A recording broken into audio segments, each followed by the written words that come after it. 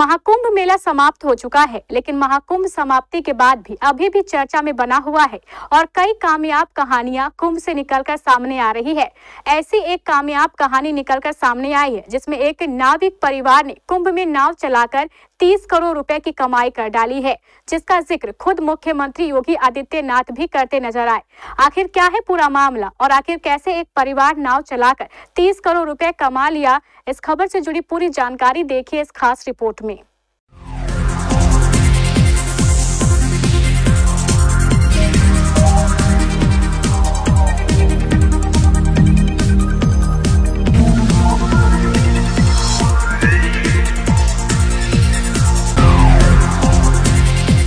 प्रयागराज में महाकुंभ 2025 का समापन हो चुका है। करोड़ों श्रद्धालुओं ने यहां आस्था के संगम में डुबकी लगाई। इस मेले का आयोजन 45 दिनों तक हुआ था। इसमें रोजगार से जुड़ी कई सक्सेस स्टोरी सामने आई हैं। किसी ने दातून बेचकर मोटी कमाई की तो किसी ने चाय बेचकर।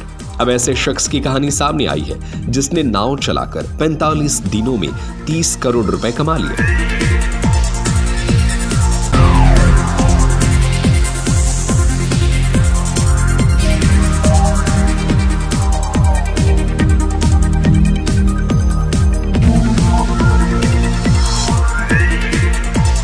इसके बारे में उत्तर प्रदेश के मुख्यमंत्री योगी आदित्यनाथ ने जिक्र किया।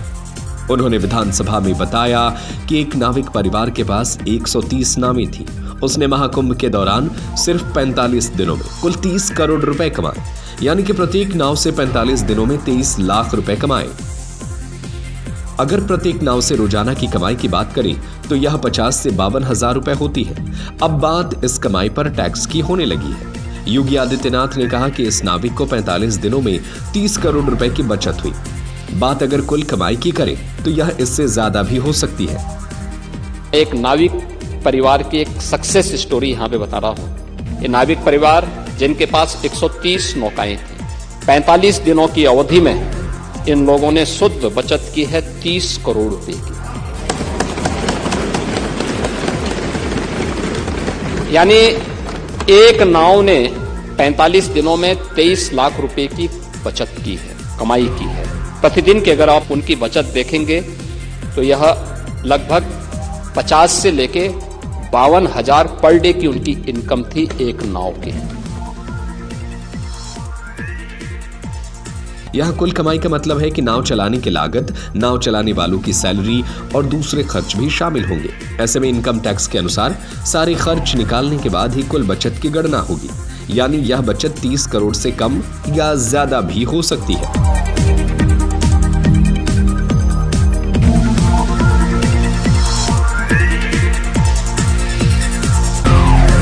इस नाविक की बचत 30 करोड़ रुपए रही है।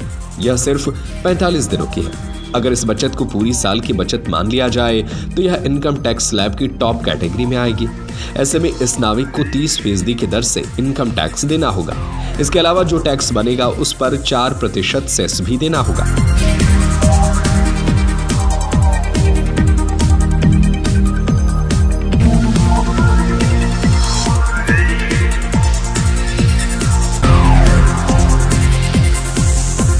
अगर कुल टैक्स देनदारी की बात करें तो 30 करोड़ रुपए की इनकम पर 30% यानी 9 करोड़ रुपए का टैक्स बनेगा।